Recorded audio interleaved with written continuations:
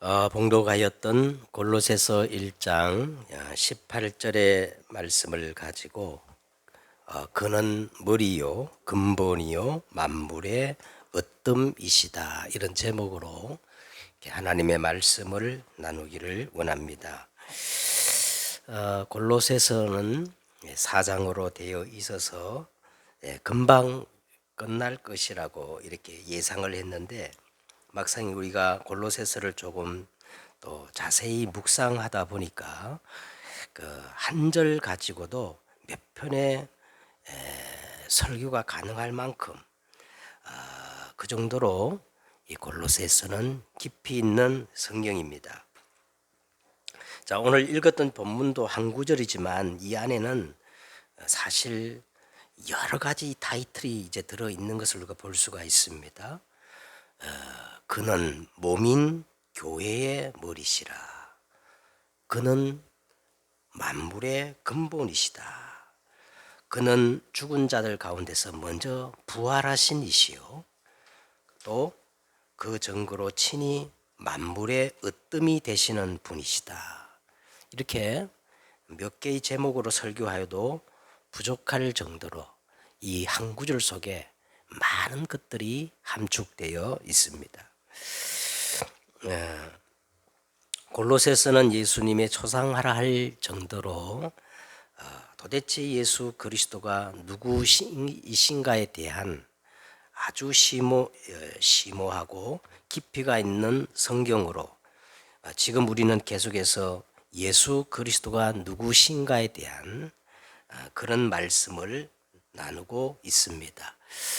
조금 정리를 하자면 골로새서 1장 15절에 그가 우리를 흑암의 권세에서 건져내사 그의 사랑의 아들로 옮기셨으니 그의 아들 안에서 우리가 속량 곧 제3을 얻었도다.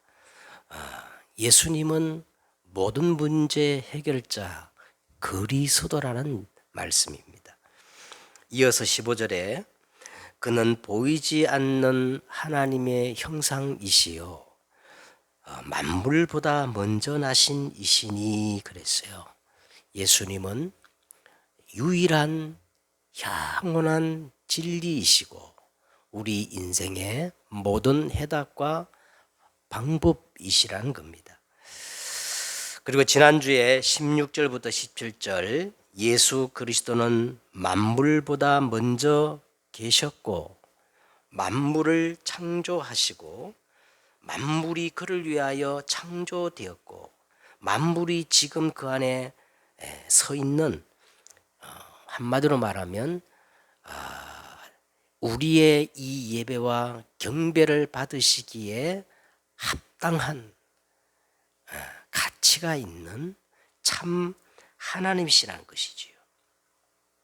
그리고 오늘 이 본문을 이어서 이렇게 시작됩니다. 오늘 본문 18절 그의 몸인 교회의 머리시라. 그가 근본이시요 죽은 자들 가운데서 먼저 나신 이시요 이는 친히 만물의 으뜸이 되려 하심이요. 다시 말하면 예수님은 하나님으로서 예배를 받으시기에 합당하신 분이신데 그냥 예배를 받는 것이 아니라 오직 예수 그리스도의 몸된 교회를 통해서 예배를 받기에 원하신다는 것이죠. 하나님은 예배를 받으시기에 합당한 분이신데 아무렇게나 예배를 받으시는 것이 아니라 그리스도의 몸인 그리고 그리스도가 머리 된 교회를 통해서 예배를 받으시기에 기뻐하시는 분이시라는 겁니다. 그래서 오늘 서론적으로 예수님은 어떤 분이시냐, 예배를 받으실 분이십니다. 나폴레옹이 어느 날 참모들과 함께 회의를 하면서 회의 중에 신앙에 대한 주제가 나왔다고 그래요. 알렉산더와 예수 그리스도는 똑같이 33년 이 땅의 삶을 살고 갔는데 한 사람은 무력으로 세상을 정복하였고 한 사람은 사랑으로 세상을 정복하였다. 만약 이 두 사람이 이곳에 나타난다면 우리가 어떤 태도와 반응을 보여야 할까 하는 그런 이야기였습니다. 이때 나폴레옹은 정색을 하면서 만약 알렉산더 대왕이 이곳에 나타난다면 우리는 그분께 경의를 표해야겠지만 예수 그리스도가 이곳에 나타난다면 우리는 그분 앞에 무릎을 꿇고 경배, 예배를 드려야 할 것일세 하고 그렇게 말했다고 합니다. 자, 오늘 본문에 그는 몸인 교회의 머리시라. 그가 근본이시요 죽은 자들 가운데서 먼저 나신 이시요 이는 친히 만물의 으뜸이 되게 하려 하시며, 이 말씀을 한마디로 말한다면 예수 그리스도는 우리 예배를 받으실 교회의 머리시고 만물의 근본이시고 부활의 첫 열매가 되시고 그래서 친히 만물의 으뜸이 되신 하나님이시라는 거예요. 여러분, 우리가 어떻게 하면 한 분뿐인 우리 인생을 가장 의미 있게 잘 살 수 있을까요? 모범적 기독 산업인으로서 간증을 통해서 특히 이 렘넌트와 청년들에게 많은 도전을 주는 한 사람을 제가 유튜브를 통해서 이렇게 간증을 듣게 됐는데, 이분이 평범한 사람은 비웃겠지만 절대 성공한 사람은 죽어도 지키는 5가지 삶의 원리가 있다는 거예요.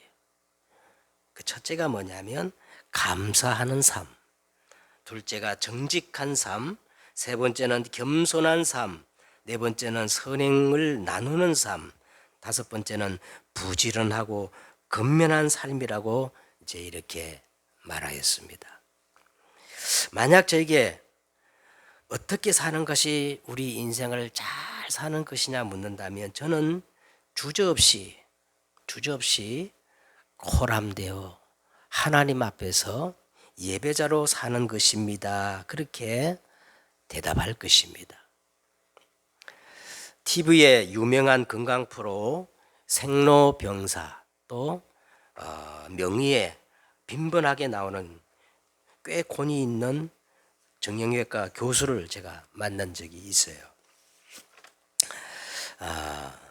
이제 이분이 하는 얘기가 이제 어느 정도 나이가 들고 그래서 하나님의 소명을 위해 살고 싶은 생각에 그렇게 기도를 하고 있다고 그렇게 말하는 겁니다. 그때 제가 이분에게 그런 말을 했습니다.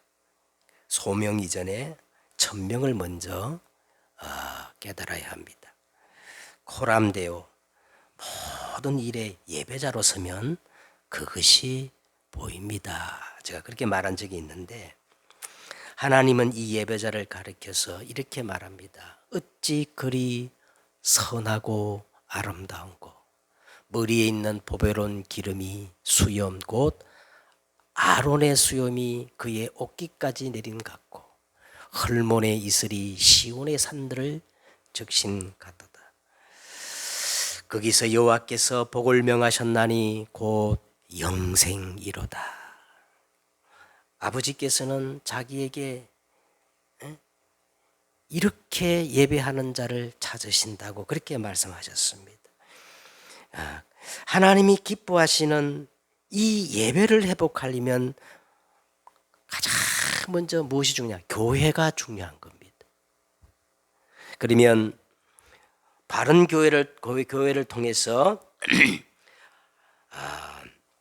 하나님은 온전한 예배를 받기를 원하시는데 우리가 어떻게 바른 교회를 통해서 예배를 회복하면 될 것입니까?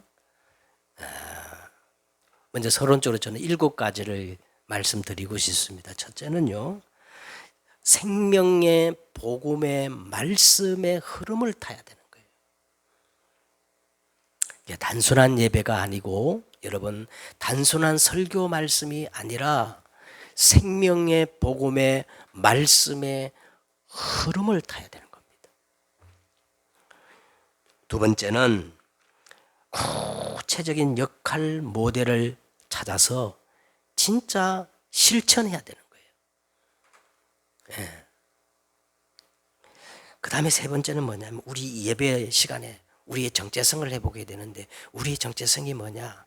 성삼위 하나님의 비밀, 그리스도, 하나님의 나라, 오직 성령입니다. 이게 우리의 정체성입니다. 그리고 이 예배를 우리 인생의 가장 우선순위에 두는 거예요. 예, 우선순위에 두는 거예요. 예배보다 더 중요한 게 없어요. 어느 정도냐? 하나님이 예배를 위해서 우리 인간을 창조하셨다고 했거든요.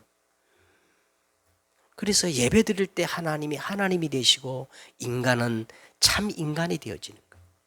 여기서 이제 세 가지를 계속 찾아야 됩니다. 예배 시간에 꼭 첫째, 오직을 발견해야 돼요. 유일성의 응답을 찾아야 돼요. 그리고 재창조의 역사를 찾아야 됩니다. 7가지. 이걸 회복할 때 우리는 정말 바른 교회를 통해서 하나님이 기뻐하시는 예배를 회복할 수가 있는 겁니다. 자, 그러면 오늘 첫째로 오늘 본문에 보니까 그는 몸인 교회의 머리시라 그랬어요. 예수 그리스도는 우리 눈에 보이지 않잖아요. 그런데 그리스도의 몸이 있다는 거예요. 그 몸이 뭐냐? 교회라는 겁니다. 교회가 그리스도의 몸이고, 그리고 이 교회의 머리가 누구라는 거예요? 예수 그리스도라는 겁니다. 자, 그래서 우리가 이 교회의 의미를 알기 위해서 첫째, 교회의 우리가 원형을 찾아야 됩니다. 그 교회의 원형이 뭐냐면 창세기 2장에 나오는 에덴 동산입니다. 하나님은 에덴을 창설하시고 첫사람 아담에게 참 이 2장 15절에 이렇게 창세기 2장 15절 이렇게 말했어요. 그 에덴을 경작하고, 우리 옛성경에는 다스리고 그랬어요. 이렇게 새롭게 개역 개정에는 경작하라 그랬는데 그 에덴을 경작하고 지키게 하셨다는 거예요. 지키게 하시고. 한번 여러분 생각해 보세요. 아니, 아담 혼자 있는 그리고 그 지상 낙원 에덴을 왜 다스리고 지키게 하셨을까? 그러면서 그 방법으로 2가지를 말씀하시는데, 첫째는 선악을 알게 하는 나무의 열매는 절대 먹지 말라. 먹는 날에는 반드시 죽으리라. 이렇게 말했고요. 그 다음 2번째는 사람이 혼자 사는 것이 좋지 아니하니 그를 위하여 돕는 배필을 지리라 하시고 아담을 깊이 잠들게 한 후에 하나님이 갈빗뼈 하나를 취하여서 여자를 만드시고 가정을 이루게 하셨습니다. 자, 이게 에덴의 완성이었어요. 돕는 배필 여자를 창조하시고 가정을 이루게 하시면서 그 에덴의 축복을 완성하십니다. 자, 이 여자를 우리는 누구라고 생각합니까? 이 여자를 우리는 하와라고 그렇게 할 수 있죠. 그것도 맞는 얘기입니다. 자, 그러나 성경은 언제나 이 교회를 가르쳤어요. 신부, 예수님을 뭐라 그래요? 신랑, 교회를 뭐라 그래요? 신부, 여자로 이렇게 묘사를 합니다. 사도 바울도 여기에 대해서 에베소서 5장 31절에 그러므로 사람이 부모를 떠나 그의 아내와 합하여 그 둘이 한 육체가 될지니 이 비밀이 크도다 하면서 나는 그리스도와 교회에 대하여 말하노라 하면서 이 부부가 이렇게 결혼하는 것을 영적으로 해석하고 있는 겁니다. 자, 그러므로 오늘 이 에덴 동산의 여자는 단순한 하와도 될 수 있지만은 영적 의미는 교회라는 거예요. 예, 교회를 회복시킴으로 에덴의 축복이 완성되어지는 겁니다. 그 다음에 창세기 이제 3장에 보면 옛뱀 마귀에 의해서 이 에덴의 축복을 우리 인간은 영원히 상실되고 말았어요. 상실돼 버렸어요. 하나님은 곧바로 이 에덴의 축복을 회복하기 위하여 회복의 언약을 주시는데 우리가 잘 아는 창세기 3장 15절입니다. 내가 너로 여자와 원수가 되게 하고 내 후손도 여자의 후손과 원수가 되게 하리니 여자의 후손이 내 머리를 상하게 할 것이요 너는 그의 발꿈치를 상하게 할 것이니라. 여러분 여기서 좀 한번 구체적으로 생각해 보십시다.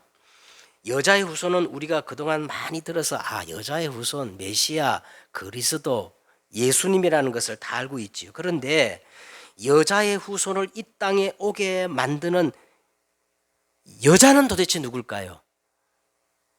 에?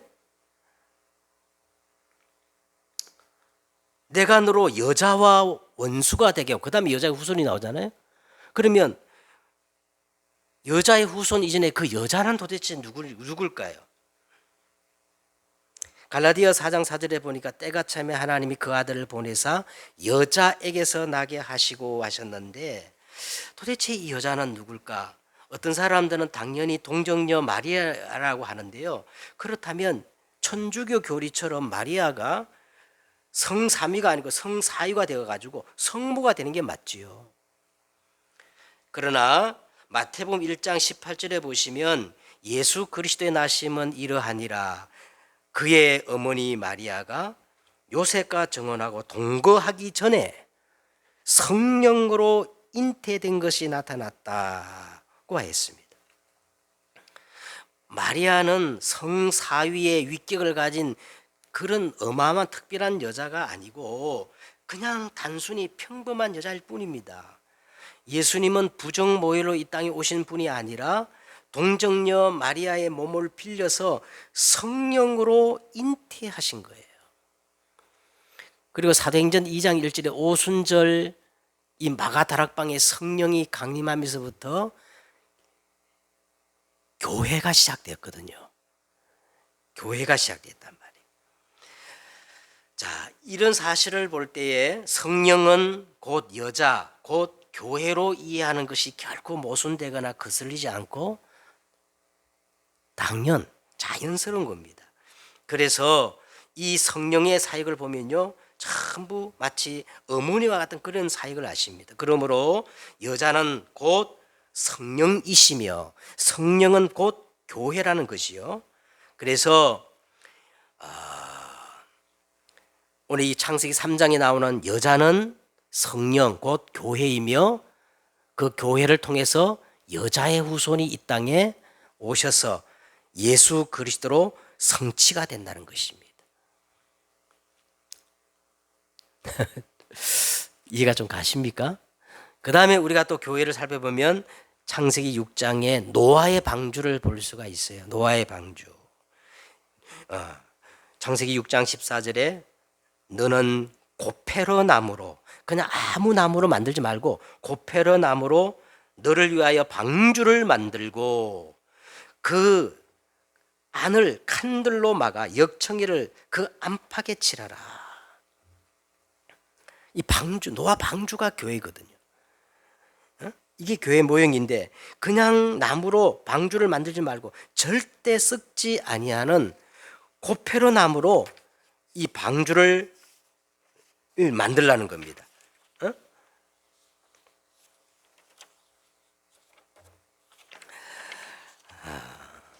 그리고 그 안에 칸들을 막고 바깥에 그 물이 절대 새어 들어오지 못하도록 역청이를 안팎에 칠하라는 것은 교회는 이 절대 언약을 변질하지 않도록 안쪽과 바깥쪽에 단단히 칠을 해서 교회를 회복하라는 그런 것이요.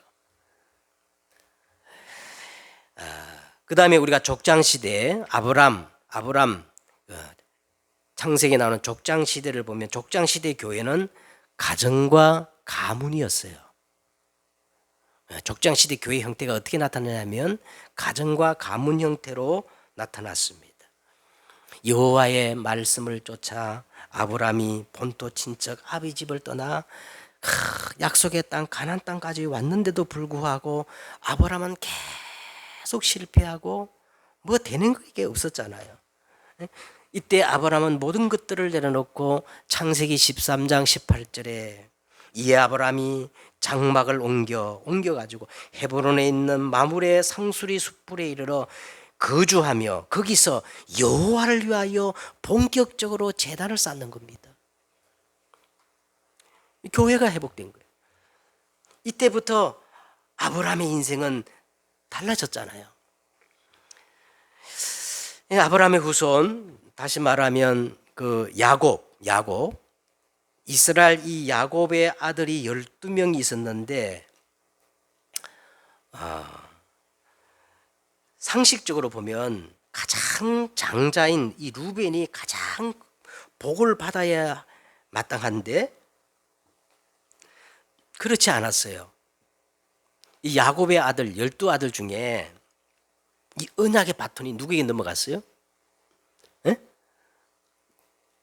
아니 요셉은 이제 야곱의 손자지. 예. 요셉. 야곱의 아들 중에 사실은 이 언약의 바톤이 유다에게 유다를 통해 내려가는 거예요. 유다. 이 교회의 바톤과 이 언약의 바톤 유다를 통해서 전달된단 말이에요. 왜 그러냐면 유다는 이 며느리 다말과 정상적인 관계가 아니잖아요. 며느리 다말과 부적절한 관계를 통해서 이제 베레스와 세라는 이 아들을 낳게 되는데요. 이때 유다가 이런 말이에요. 그 며느리를 보고 너는 나보다 낫도다. 자, 이 말이 뭐냐면 이 유다가 다말을 통해서 뭘 알았냐면 이 교회의 의미, 여자와 그 여자의 후손의 그 언약을 제대로 깨달은 거예요. 자, 이때부터 유다는 이 교회 공동체를 위해서 자신을 헌신하는 겁니다. 모든 형들이 요셉을 다 죽이고자 할 때 유다가 적극 나서가지고 뭐라 했냐, 우리가 우리 동생을 죽이고 그 피를 덮어둔들 무엇이 유익할까? 그러지 말고 저 이스마엘 사람들에게 요셉을 팔고 그에게 우리 손을 대지 말자. 그는 우리 동생이요 우리의 혈육이라 하여 이 유다가 적극적으로 나서가지고 누구를 살려요? 요셉을 살려요. 그게 뭐냐면 유다는 이 가정 공동체, 교회의 의미를 아는 거예요. 그뿐 아니고 왕관 아버지 야곱을 설득시켜가지고 베냐민을 애굽으로 데리고 가서 요셉을 만나게 하였고 또 애굽에서 도둑으로 물린 상황에서 자신이 베냐민 대신에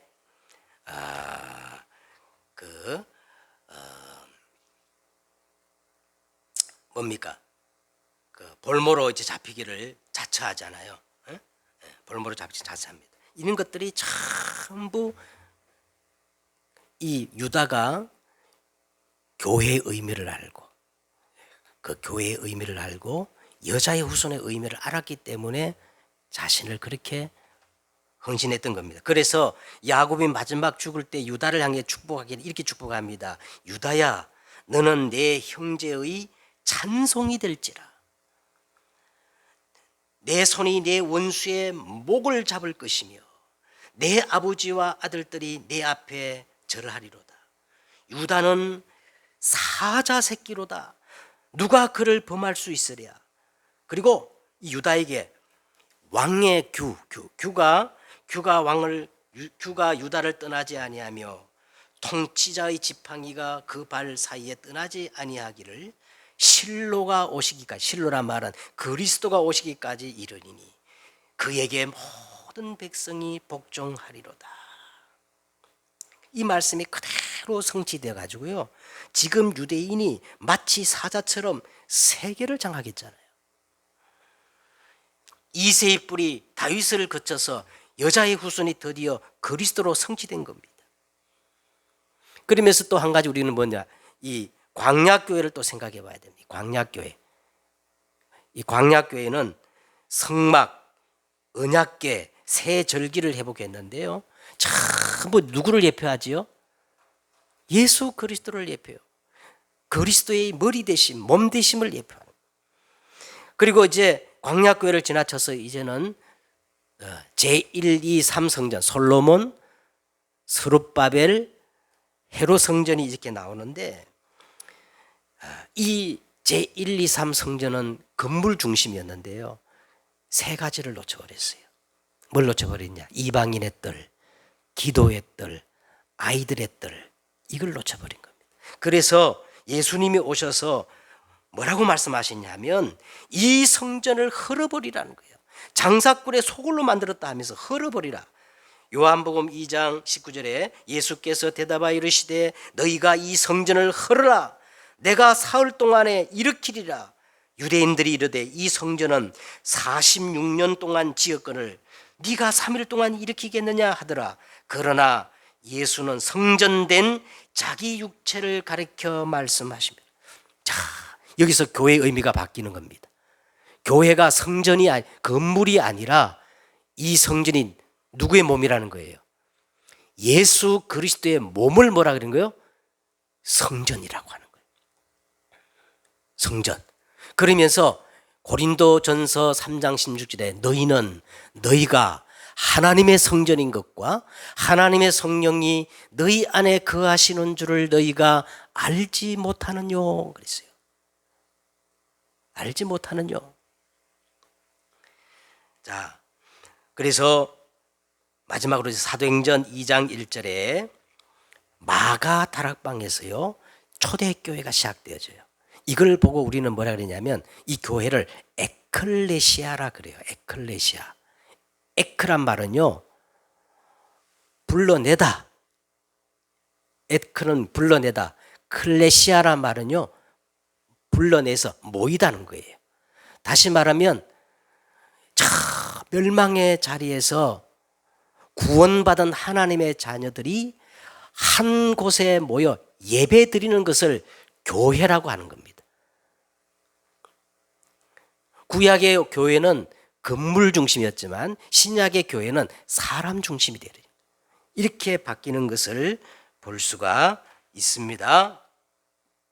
그래서 에드워드 크라우디라는 박사는요 이렇게 교회를 말했어요. 교회는 천국의 모형이요 보좌의 축복이 시작되는 곳이요 하나님의 백성이요 그리스도의 몸이요 성령의 교통이다. 이렇게 교회를 정의했던 겁니다. 자, 두 번째는 오늘 본문에 보니까 첫째는 그는 몸인 교회의 머리시고 두 번째는 뭐라 그랬어요? 그가 모든 만물의 근본이시라는 거예요. 모든 만물의 근본이 예수 그리스도입니다. 그래서 요한복음 1장 1절 보면 태초에 말씀이 계시니라. 이 말씀이 하나님과 함께 하셨으니 이 말씀이 곧 하나님이시니라. 그가 태초에 하나님과 함께 계셨고 만물이 그로 말미암아 지은 바 되었으니 지은 것이 하나도 그가 없이는 된 것이 없느니라. 그 안에 생명이 있었으니 그랬어요. 이 생명은 사람들의 빛이에요. 예수 그리스도는 만물의 뭐예요? 근본이십니다. 아멘. 그는 근본 하나님의 본체이시나 하나님과 동등됨을 취할 것으로 여기지 아니하시고 오히려 자기를 비어 종의 형체를 가지사 사람들과 같이 되셨고 사람의 모양으로 나타나사 자기를 낮추시고 죽기까지 복종하셨으니 곧 십자가에 죽으심이라. 예수 그리스도는 만물의 근본이 되십니다. 그래서 바울은요 로마서 11장 36절에 이렇게 말했어요. 이는 만물이 주에게서 나오고 주로 말미암고 모든 만물이 주에게로 돌아가나이다. 그에게 영광이 세세 있을지어다. 아멘. 예수 그리스도는 만물의 근본이 되십니다. 만물의 생명이셔요. 시작과 끝이십니다. 세 번째는요, 죽은 자들 가운데 먼저 나신 이신이 이는 친히 만물의 으뜸이 되게 하심이라 그랬어요. 예수님은 부활의 첫 열매가 되셔서 지금 하늘과 땅의 모든 권세를 가지신 만물의 뭐예요? 가장 으뜸의 자리 계신 분이시란 겁니다. 그래서 여러분, 예수님에 대해서 5가지로 딱 정리하시면 돼요. 5가지로. 자, 첫째는 뭐냐면 예수님은 어떤 분이냐? 만물보다 먼저 계신 하나님이십니다. 성삼위 하나님 중에 한 분이셔요. 예? 두 번째는 예수님은 어떤 분이냐면 보이는 하나님의 형상으로 이 땅에 성육신 하셔서 이 땅에 오신 분이셔요. 성육신. 그리고 세 번째는 십자가로 다 이루셨어요. 테텔레스타이. 여러분의 형편과 상관없이 다 끝냈습니다. 여기 대해서 바울은 이렇게 말합니다. 내게 사는 것이 그리스도니 내가 오히려 죽는 것이 낫다고 그랬어요. 안희수 여사는요, 내가 불 가운데 들어가도 괜찮고 물 가운데 들어가도 괜찮다. 왜? 부활하신 그리스도가 거기 계시니까. 여러분, 응답 없어도 테텔레스타입니다. 내 수준과 내 환경과 상관없이 그리스도는 다 이뤘다 하셨어요. 끝내야 됩니다. 그 다음에 네 번째로 예수님은 부활의 첫 열매로 지금 살아계셔서 만물의 으뜸, 하늘과 땅의 모든 권세를 가지고 만물을 통치하고 계셔요. 그리고 마지막에 예수님은 재림주로, 심판주로 다시 오실 겁니다. 이렇게 5가지로 예수님을 딱 정리하면 돼요. 5가지로. 마지막 이제 결론을 맺겠습니다. 여러분, 마지막 결론은요, 진짜 믿음을 회복하세요. 참 믿음을 회복하세요.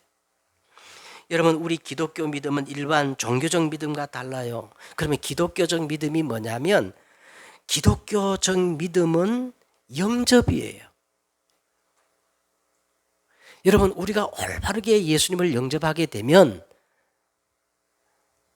우리는 뭐가 되죠? 우리 자신 스스로가 뭐가 되죠?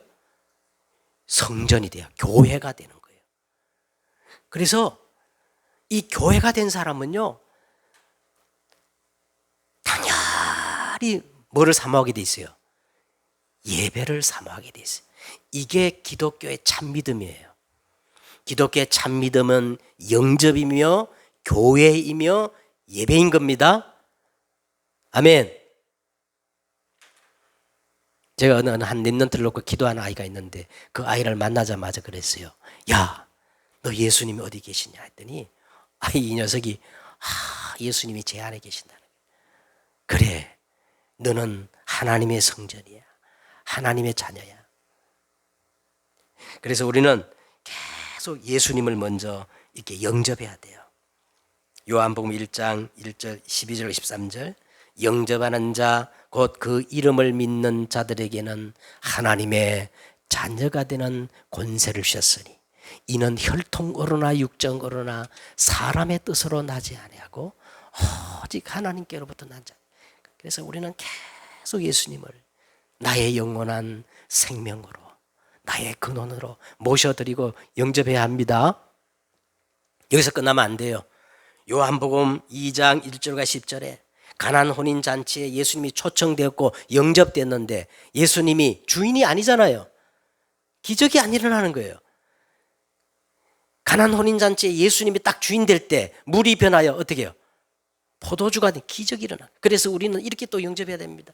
주님, 정말 제 인생의 참된 주인으로 모셔드립니다. 내가 주인이 아니에요. 내 주인의 자리, 내 인생의 주인의 자리에 예수님을 모셔 영접을 계속해야 되는 거예요. 여기서 끝나는 게 아닙니다. 이제는 예수님이 절대 주권을 가진 왕으로 내게 다 오셔서 나를 다스리고 통치해야 돼. 이게 갈라디아 2장 20절입니다.